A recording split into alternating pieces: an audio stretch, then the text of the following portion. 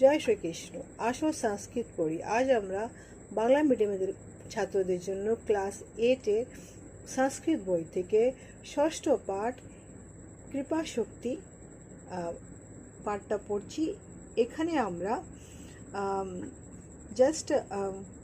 আমরা জাস্ট রিডিংটা করব।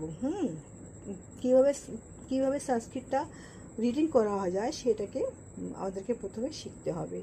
এখানে এটা বলে দিচ্ছি, এই পাঠটা রামকৃষ্ণ পরমহংস এবং তার শিষ্য স্বামীজি সম্বন্ধে দেওয়া আছে, স্বামী বিবেকানন্দের সম্বন্ধে।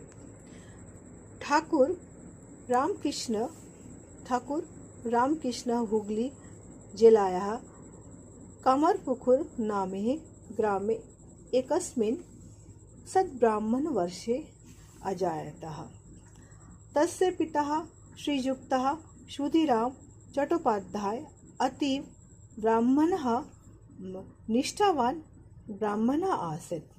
ठाकुर रामकृष्णः बाल्यदेवः गदाधर नाम आसीत्। विद्यालयः किञ्चित् विद्या अभ्यासः अकरोत्।